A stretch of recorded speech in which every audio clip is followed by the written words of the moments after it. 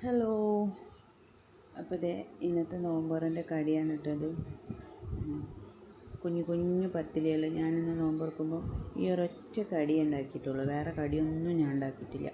ഇതന്നെ മതി. ഒരു കടി തന്നെ ഇത്ര ഉണ്ടാക്കിയാൽ പിന്നെ വേറെ കടീൻ്റെ ഒരാവശ്യമില്ല. അപ്പോൾ ഇതെങ്ങനെ ഉണ്ടാക്കുകയെന്ന് വെച്ചാൽ ഒരു 2-3 ഉള്ളി ആൾക്കനുസരിച്ച് നമുക്ക് എത്ര ക്വാണ്ടിറ്റി വേണം അതിനനുസരിച്ച് ഉള്ളി അരിഞ്ഞിട്ട് അതേപോലെ സമൂസക്കൊക്കെ ഉണ്ടാക്കണ പോലെ തന്നെ ആ ഒരു ഇതന്നെ. പിന്നെ മുളക് പൊടിയും മല്ലിപ്പൊടിയും മല്ലിപ്പൊടി ഇട്ടിട്ടില്ല കേട്ടോ. മഞ്ഞൾപ്പൊടിയും ഗരം മസാലയും അതേപോലെ തന്നെ കുരുമുളക് പൊടിയും മുളക് പൊടിയൊക്കെ ആയിരുന്നു ഞാൻ ഇട്ടത്. നമ്മൾ സമൂസൻ്റെ അതേ പിന്നെ ഇതന്നെ കൂട്ട് തന്നെയാണ് ഇതിനും. പിന്നെ ചിക്കൻ ഞാൻ വേറെ പൊരിച്ചെടുത്തുകൊണ്ടാണ് ഉണ്ടാക്കിയത്. അപ്പോൾ ഇതൊന്ന് മസാലയൊക്കെ പിടിച്ച് വരുമ്പോഴത്തേന് നമുക്ക് ചിക്കനൊക്കെ ഒന്ന് വേവിച്ചെടുക്കാം. കുറച്ച് മല്ലിയിലയും കൂടി അതിൻ്റെ മേലെ ഞാൻ അരിഞ്ഞിട്ടിരുന്നു കേട്ടോ. പിന്നെ ഇപ്പോൾ അതിക്ക് വേണ്ട ഒരു മാവാണ് ഇട്ടത്. അപ്പോൾ നമ്മൾ നെയ്ച്ചോറിൻ്റെ അരിയില്ലേ, ജീരകശാല അരിയാണ് ഞാൻ ഇതിനെടുത്തത്. അപ്പോൾ ഈ അരി എടുക്കുമ്പോൾ എന്താണെന്ന് വെച്ചാൽ ആ മാവിന് ഒരു നല്ല സൂപ്പർ ഫ്ലേവർ ഉണ്ടാവും. അതിന് വേണ്ടിയിട്ടാണ് ഈ അരി എടുത്തത്. അപ്പോൾ അതിലേക്ക് ഞാൻ 2 കോഴിമുട്ടയും ഒരു 2-3 ഏലക്കായും ഒക്കെ ഇട്ടുകൊണ്ട് ഒന്ന് അടിച്ചെടുക്കുന്നുണ്ട് കേട്ടോ.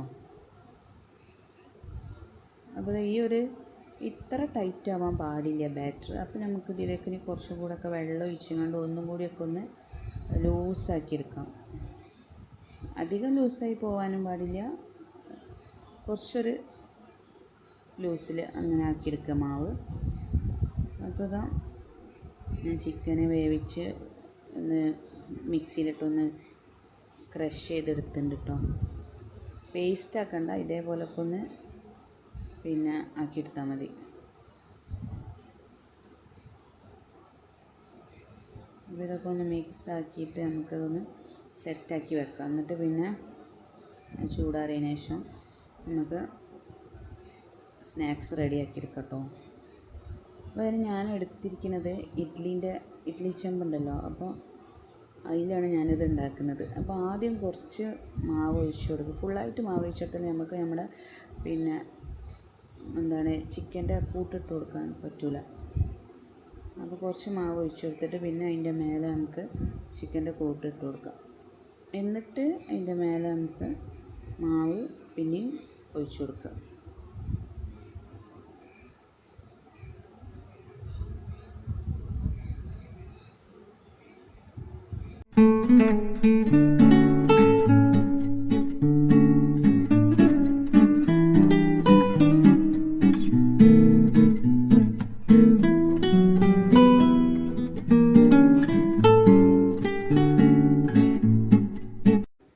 അപ്പോൾ അതൊക്കെ ഞാൻ സെറ്റാക്കി എടുത്തതിനെ.